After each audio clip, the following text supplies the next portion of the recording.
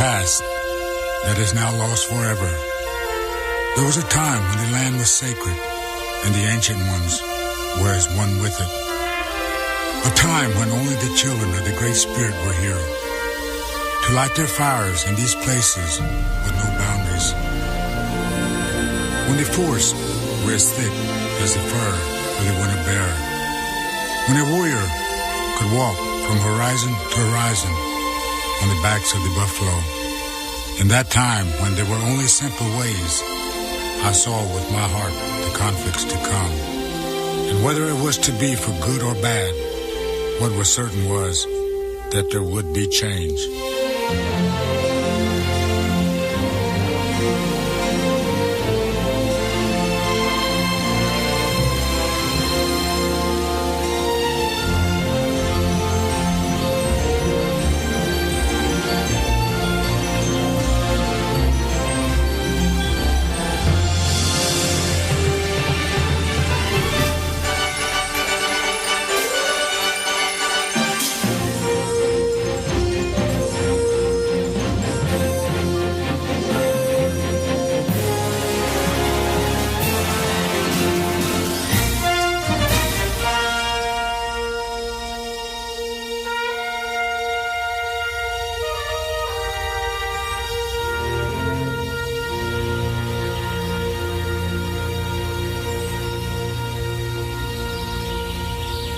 Popular myth has a tendency to focus on what the men of the West were, leaving the impression that women were just their servants.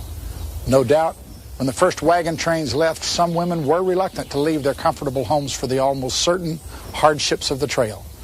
But undoubtedly the same was true for some men. The reality was, it didn't take long for Western fever to infect everyone with the same lust for adventure and freedom. My husband was fired with patriotism, and I was possessed with a spirit of adventure and a desire to see what was new and strange. We had become indifferent to fear, and we felt sure we could go almost anywhere. Miriam Thompson Tuller, emigrate to Oregon, 1845. The women in the West were just like the men, entrepreneurial, courageous, bold, adventurous, intelligent. The West really selected and filtered people. The women had to be all those things the men were in spades because they were doing all the same things the men were doing and lacking the same degree of physical prowess that the men had. The women in the West were the very best that America had to offer. In an era when the ideal notion for womanhood was all ruffles and domesticity, the migration west created challenging new roles for women that only the courageous dared to fill. While writers and artists were romanticizing the West as a man's frontier, pioneer women were busy making their own version of history. In reading the diaries of women who went west, you find women who looked upon this as a great adventure of their lives, that many other women are not going to experience this, and that we should appreciate it even though it's uncomfortable. Nearly everybody had what was called the gold fever, my husband with the rest. I said, we were married to live together. He's saying, yes, and I am willing to go with you to any part of God's footstool where you think you can do the best. And so it was settled that we should go next year to the California gold mines. Mary Jane Hayden, 1849. There's an indication that only 10% of the people going west in the gold rush days of 49 were women. Only 1 out of 10 were women. Within 10 years, it was about half and half, because women knew the men weren't going to come back for a long time, and the men knew they weren't coming back. They wanted the women to go with them. The West in the early days was an area of single men. They were soldiers, they were cowboys, they were miners. The idea was if you wanted to find a husband, you could go to a place where there was a male surplus. So for some women, it was a chance to have a better chance on the marriage market. For other women, there were entrepreneurial opportunities, business opportunities, and some people simply were dragged kicking and screaming out to the West, and once they got here, many hated it and others loved it. The long-suffering pioneer wife sitting passively under a sunbonnet upon her husband's wagon was a common stereotype. But the frontier called out to women from all races, classes, and creed. We have to remember that there was a variegation of women who went west. Most of them, of course, went with their husbands, but you had very well-educated wives of officers in the Army. You had women who were going to be nurses. They might be going out there to help educate the Indians. And then you had the adventurous woman, the fancy woman, the Gallagher cat, who went out to make a fortune. So you can't pin down a Western woman as being a sunbonneted wife sitting on a covered wagon heading west. The myth of the woman sitting on the buckboard of the covered wagon is just that, because they walked. You walk to save the animals, you walk because you're trying to carry your stuff. But all along the way, they're gathering dried buffalo chips to use for fuel, and then you have to convince your family that the food tastes good once you're cooking with buffalo dung. It rains and snows. I carry my babe and lead, or rather carry another, through snow, mud, and water almost to my knees. It is the worst road. Sometimes I had to place my babe on the ground and help to keep the wagon from turning over. Elizabeth Smith Gear, 1847. Imagine having to take your kitchen on the road, having to take care of your children on the road. How do you make shelter? They had to clean, they had to wash clothes, they had to prepare food, take care of the children. It was a 24-hour day. Women also faced another special hardship on the trail. About 1 out of every 5 who made the overland journey was pregnant. All too often, pioneer mothers had to watch their children die. The mothers had the families directly in their hands and were with them all the time, especially during sickness. I remember distinctly one girl in particular, about my own age, that died and was buried on the road. Her mother had a great deal of trouble and suffering. It strikes me as I think of it now that mothers on the road had to undergo more trial and suffering than anybody else. Martha Ann Morrison, 1844. The losses of loved ones, the injuries suffered in these treks, the daily routine often was a monumental task just to survive. The Trans-Mississippi West is really our Homeric epic. It's our era of heroes, male and female. Being forced to conquer these hardships of daily life gave women newly found confidence and a taste of independence that they weren't in a hurry to give up as the end of the trail drew near. Women's roles had been established for centuries as to what part they played, and this was going to change. This was going to change in the West. The West was a new world where old rules and customs could be reshaped or just tossed to the wind. Some daring and clever women saw the new frontier as a chance to break free of the traditional roles that had held them back for so long. I was considered a remarkable good shot and a fearless rider for a girl of my age. I was christened Calamity Jane. Martha Canary Burke, 1896. Who was Calamity Jane is one of your $5 million questions in Western history and Western women's history. And she told so many stories about herself, invented such a life for herself, all of it based a little bit on fact, that it's almost impossible to say for sure what is and what isn't about Calamity Jane. My maiden name was Martha Canary. As a child, I always had a fondness for adventure and outdoor exercise. What we know about Calamity Jane is that it seems she was born in Missouri, Princeton, Missouri, in the 1850s sometime, that she made her way with her family out to Montana as a young teenage girl.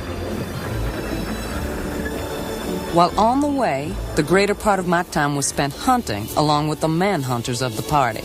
In fact, I was at all times with the men when there was adventure and excitement to be had. they finally ended up in Virginia City. Calamity Jane was associating with these miners and rough-cut people. She hung around the saloons. As a girl, I understand, she'd go down, she'd pass the saloon, she'd stand at the door and peek in. Sometime in the late 1860s, Calamity Jane's parents died, leaving the teenage girl to fend for herself in one of the roughest regions of the frontier. It appears that she had to be on her own for a long time, and to be a woman adrift in that sense, or a young girl adrift and have to make your way. I think that it took a certain detachment from caring about what anybody thought. These women essentially had very few options. There were very few professions for a woman to enter outside of nursing and school teaching. Lacking formal education, Martha Canary's solution was to defy the boundaries of convention and tackle the man's frontier like a man.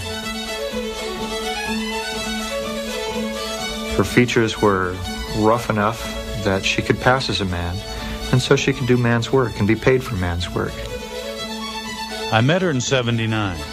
I said, "Who is that loud-mouthed man?"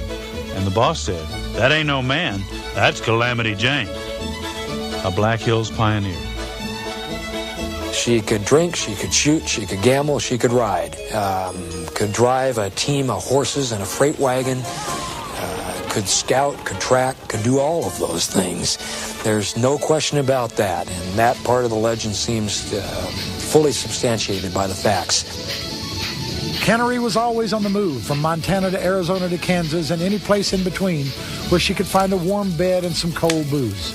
She worked as a bull whacker, a stagecoach driver, and even as a military scout, where, according to her so-called autobiography, she earned her famous nickname. It was on Goose Creek, Wyoming. We were ambushed about a mile and a half from our destination. I saw the captain reeling in his saddle as though about to fall. I turned my horse and got there in time to catch him as he was falling. Captain Egan, upon recovering, laughingly said, "I name you Calamity Jane, the heroine of the plains." But Calamity's accounts of her Army career, like many of her stories, are subject to suspicion. I joined General Custer and headed for the Indian campaigns.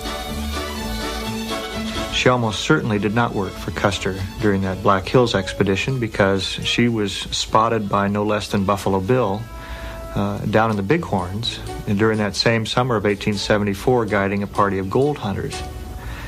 But she did ride with a detachment of the cavalry in 1875. She doesn't appear on any of the Army rolls because she was hired either irregularly or under an assumed name. Buffalo Bill says she was never hired until the detachment was far enough away from base that it was too late to send her back. In the late 1870s, Calamity's wanderings led her to Deadwood, South Dakota. Deadwood was a place where a lot of disputes were settled by shooting it out. It was a very highly transient population. It was in 1876 in a Deadwood saloon that Wild Bill Hickok was gunned down by Jack McCall. And it may have been in such a saloon that the famous rumor about Wild Bill and Calamity Jane began to spread. Calamity Jane said that she and Wild Bill Hickok were lovers. And this was the great love of her life, and she was the great love of his life. Calamity Jane undoubtedly knew Wild Bill Hickok, and Wild Bill Hickok undoubtedly knew her. In fact, some of Hickok's friends said she used to come by and drink their liquor. But they were not friends. At least Hickok didn't consider them to be friends. He kept his distance from her. I think there's a certain amount of self-delusion. Calamity Jane must have been the kind of person who wanted so desperately to live the life that she invented for herself that she came to believe it. Nearly 40 years after Calamity Jane's death, a woman came forward in Montana claiming to be the daughter of Calamity and Wild Bill, and she offered letters, even a marriage certificate, as her proof. The story at the time was that Calamity Jane had actually married a brother or a cousin of Wild Bill Hickok's with the same name, James Butler Hickok. There was a furor. The woman disappeared. The letters disappeared. She surfaced again later with letters that showed that no, Calamity this time had married Wild Bill Hickok, and that this woman was the issue of that marriage. None of those things check out. In her 1896 autobiography, Jane names another man, Clinton Burke, as her husband, and as the father of a daughter whom historians have never been able to track down. He didn't stick around very long. The marriage gave her his last name and very little else. Alone again, Jane was faced with survival and headed east to try and cash in on her dime novel fame. That, for whatever reason, wasn't right for her. She may even have sensed how demeaning it was to be a zoo animal. And when Buffalo Bill was in town that summer, she asked him if he would help her get home. And he gave her the money to go back to Montana. Probably the last he heard of her until she died. She died of some disease or organ failure brought on by years and years and years of abusing her system through drinking too much and carousing, whether it's inflammation of the bowels or kidney failure or a heart attack. She died in August of 1903. But Calamity didn't die alone. Beloved by the citizens of Deadwood for her generous heart and loving nature, she was given a hero's funeral and granted her last wish, to be laid to rest next to Wild Bill Hickok. She was outstanding, that woman was. It was down in her heart, and if she had a chance to do succor for somebody and help them out of a tight place, well, she was right there. But then, you know, she would go to these bawdy houses and dance halls, and it was whoopee, and soon she was drunk, and then, well, things just sort of went haywire for old Calamity. Charlie Haas, Deadwood resident. She was a heroic figure in Deadwood. There was a smallpox epidemic, and she helped nurse many an afflicted smallpox victim back to health. Her heroic work during the smallpox epidemic really helped make her a legend. She really was apparently the kind of person who would give you the last penny in her pocket. And everyone seemed to like her. They might not approve of her, but they couldn't dislike her. The final irony is that when she died on August 1st, 1903, she was buried with a gravestone that says August 2nd, because that was the anniversary of Wild Bill Hickok's death. So what's real and what's not, it's very difficult to say.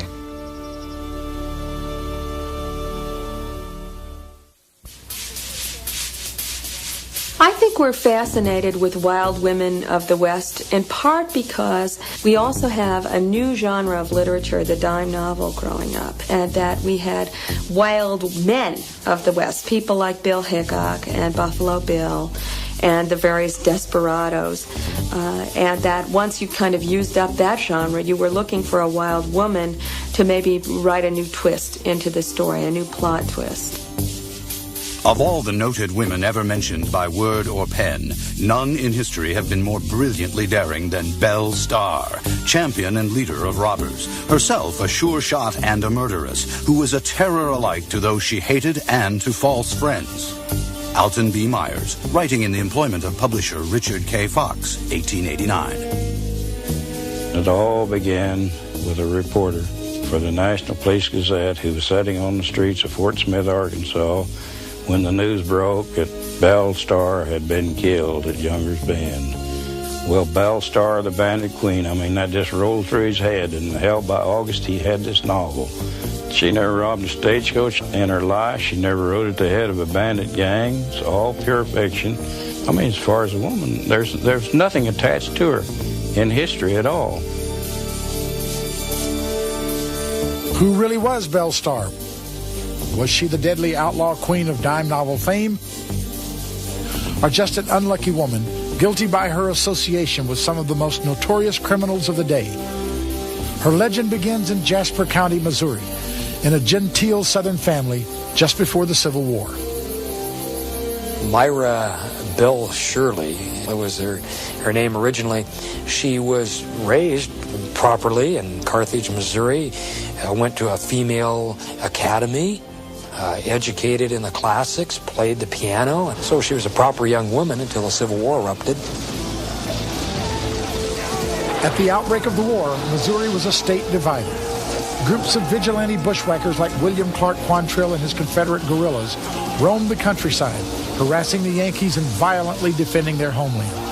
One such vigilante was 22-year-old Bud Shirley, Myra's beloved older brother.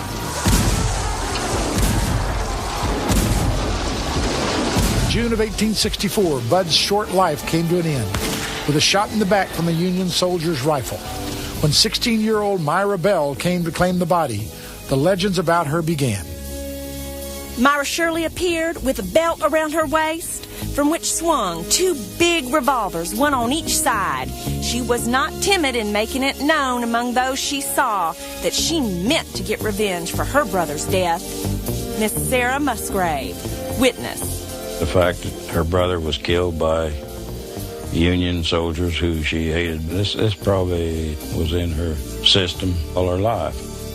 She found herself, first of all, trying to be a kind of spy and to carry Confederate secrets back and forth to the various guerrilla gangs who were operating in the south, what was then the southwestern part of the United States and in the Indian Territory.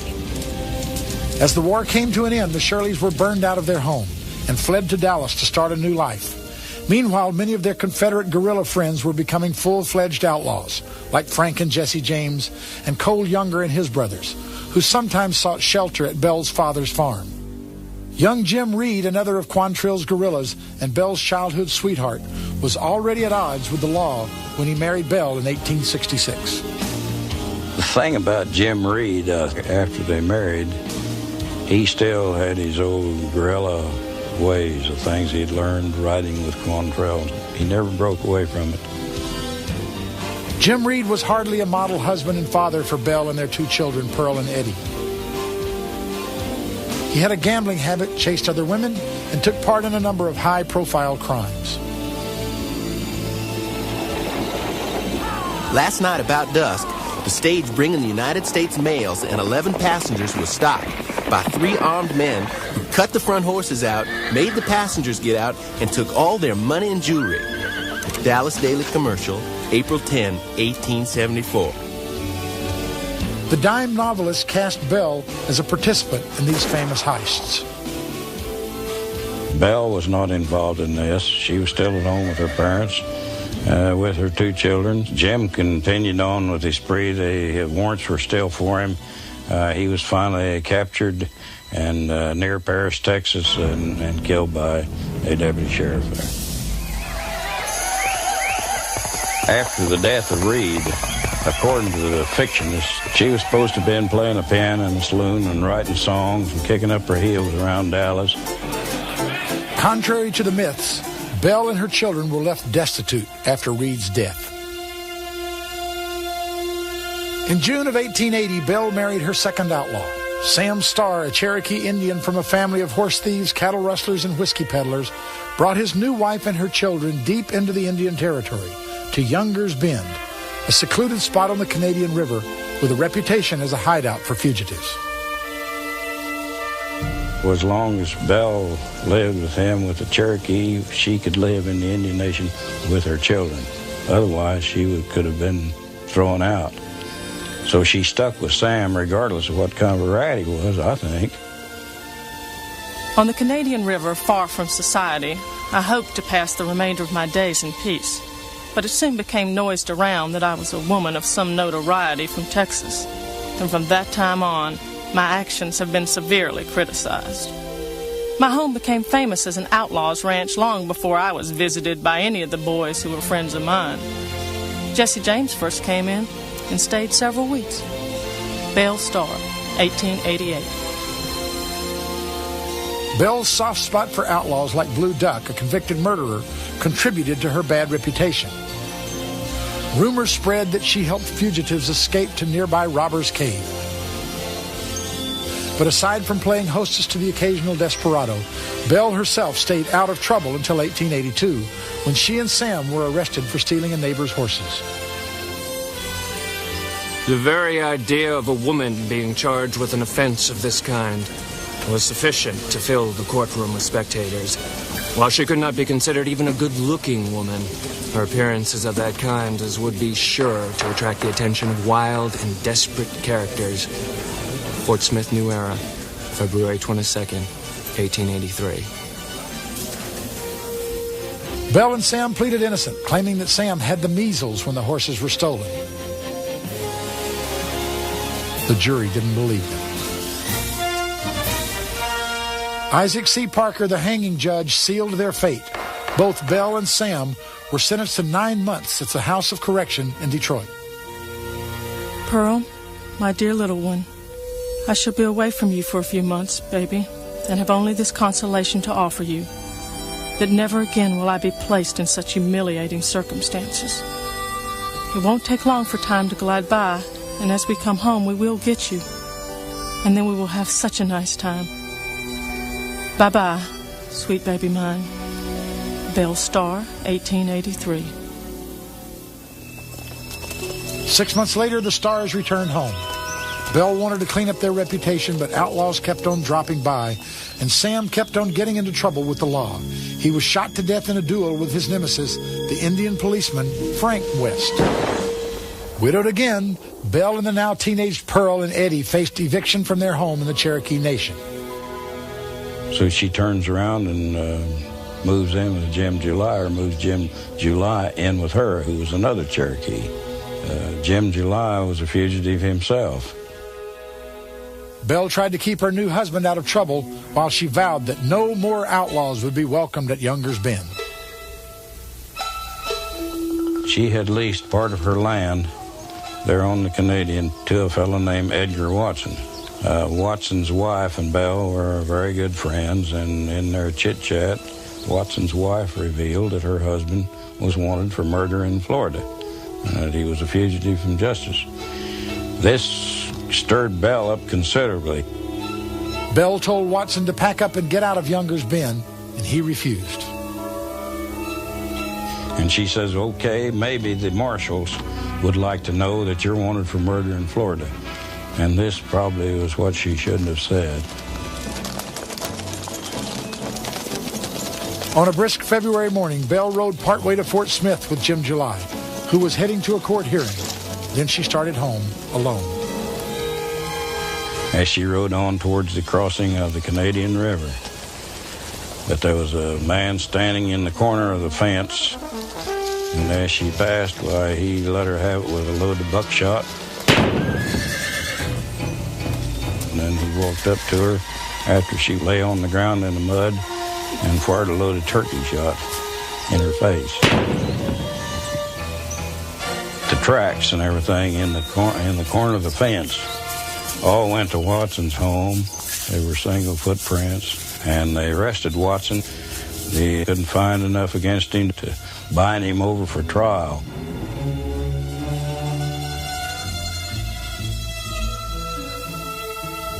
They buried Belle Starr on the land she had struggled and died for, but while the woman was gone, the legend was just beginning.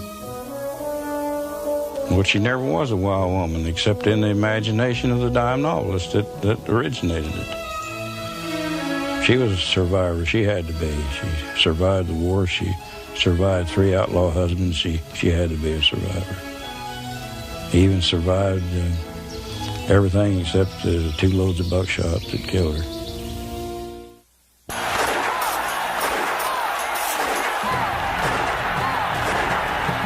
When I began shooting, it was considered almost shameful for a woman to shoot.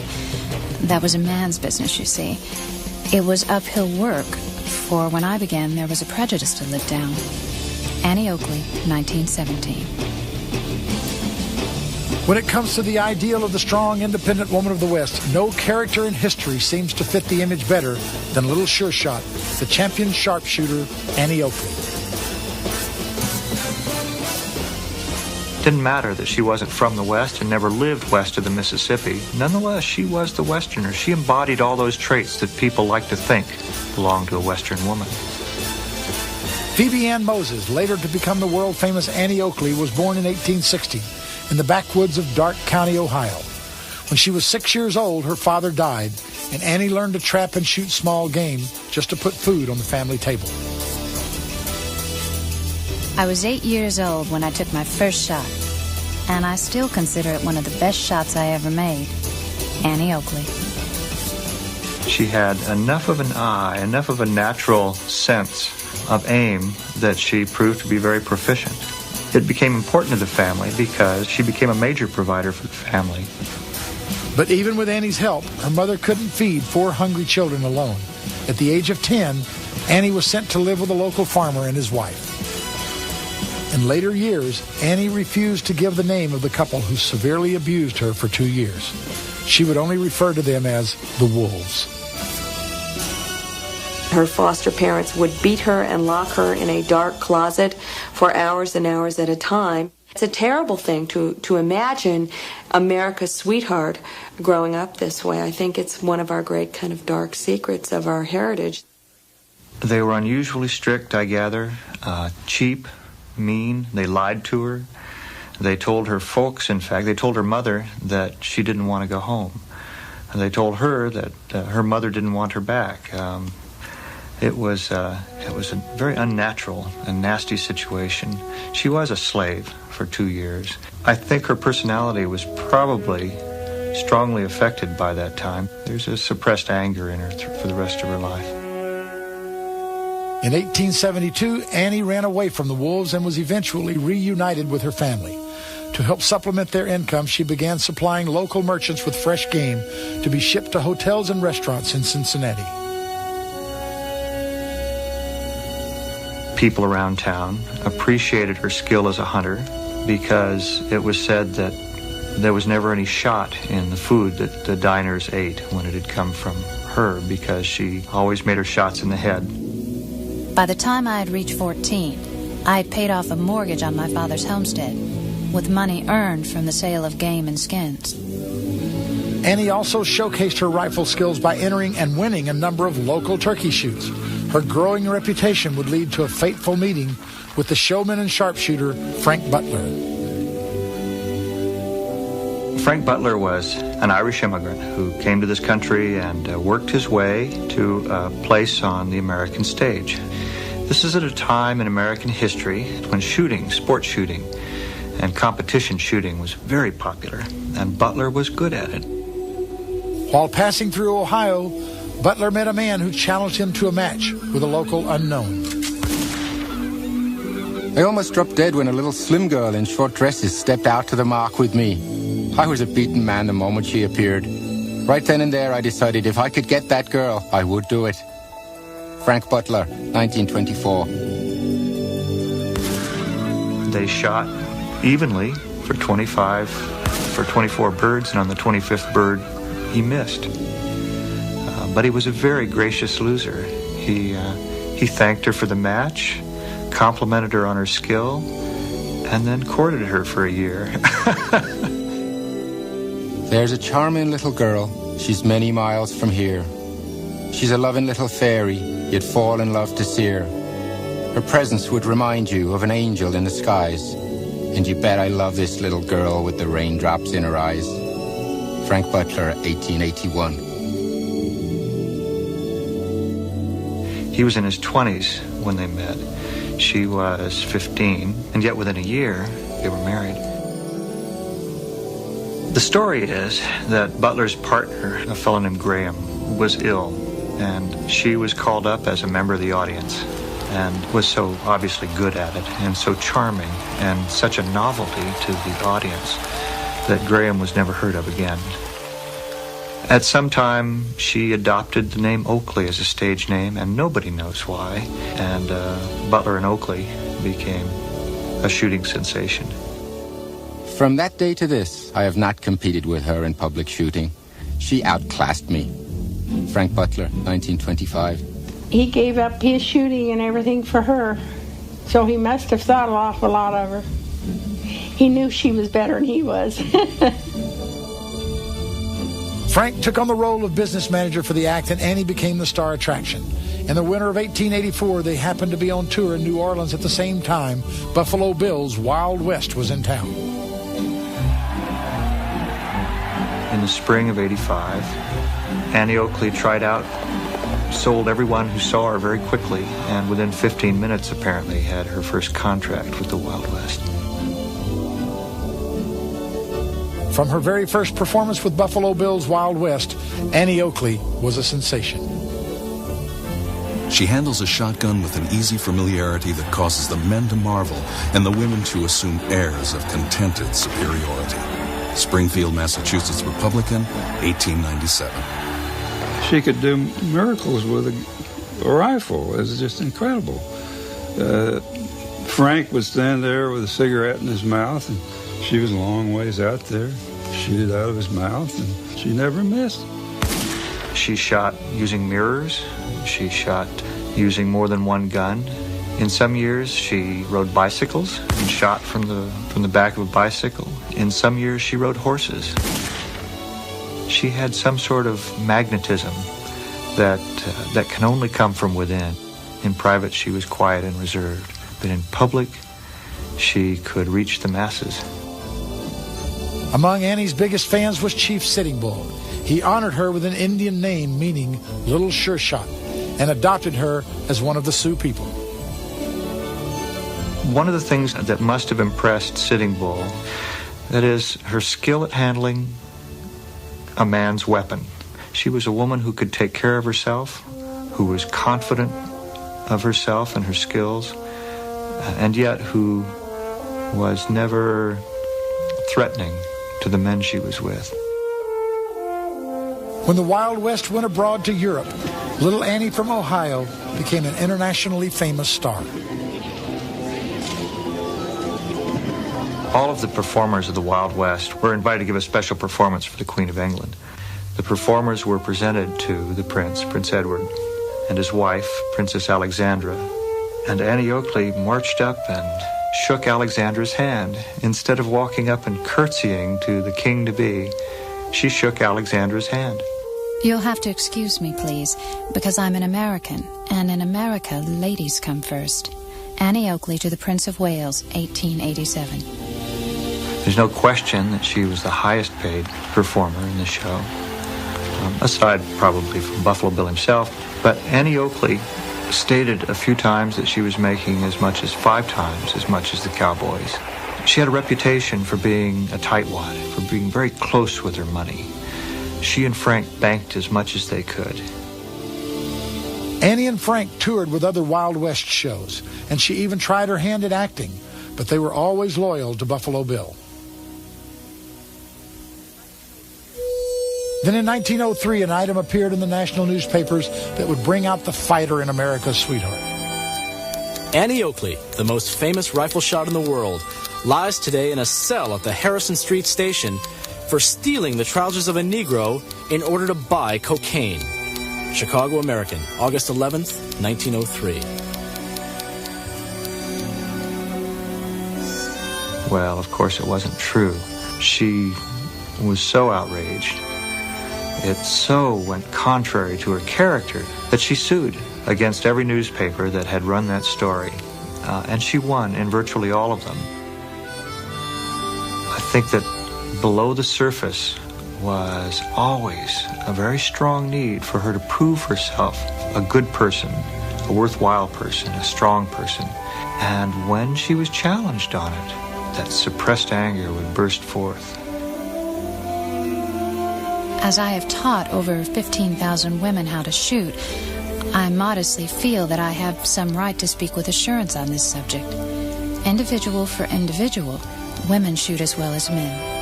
Annie Oakley, 1926. A crack shot well into her 60s, Annie spent many of her golden years working to advance the independence of the American woman in her own non-threatening way. She felt it was very important for women to be able to conduct themselves without fear in a man's world. And she took steps to teach them. She was a perfect lady, and Will Rogers, Queen Victoria, all said that they never had seen a more of a lady than she was. There's a photograph of Annie Oakley in the luxurious tent that she lived in when she was traveling with Buffalo Bill's Wild West show, and she's sitting in the entrance of the tent in a white dress with puffed sleeves, looking very much like the Victorian lady, writing a letter. Parked outside of that tent is a bicycle, and that was a symbol of emancipation for the women of her time. It was clear that what that bicycle announced to the world is, I'm a lady, but I get where I want to go when I want to get there. When learning the use of firearms, a woman learns at the same time confidence and self-possession. And are not these qualities of use also in daily life, and therefore all the more worthy of cultivation? Annie Oakley, 1894. Annie Oakley was the first white woman to travel with the Wild West show. It wasn't very long, though, before other women joined the shows. As late as the 1890s, the show publicists hadn't figured out what to call them, and we ended up with that decidedly ungraceful word cowgirl for them. But she did pave the way for them. Annie Oakley helped them to develop a different kind of consciousness, a consciousness of the ability of women to compete with men, and especially perhaps an economic consciousness, a realization that if they did that, they could earn the same as men. My reputation as a rider and a quick shot was well known, for the toll gatherers looked on me as a good fellow, and they knew I never missed my mark. Calamity Jane, 1896. As newly independent Western women, Annie Oakley, Calamity Jane, and Belle Starr were more than just legends. They, along with the thousands of lesser-known ladies who left us with only their letters and diaries to remember them by, helped open up a frontier that would change the direction of American womanhood forever. After all the trials and hardships that had been our lot while journeying through the wilderness, I would not exchange my life for the wear and tear of the fashionable society woman who must fulfill her social obligations with no fruit to show as a result of her hard labor. Phoebe Goodall Judson, 1852. For a woman to take on a man's job, the assumption is she'll do it for the duration. She'll take it on just till we can get to Oregon or just till we can get where we're going, and then she'll revert to form. Whether they did or not is another matter. This year, I set out to prove that a woman could ranch if she wanted to. I have tried every kind of work this ranch affords, and I can do any of it.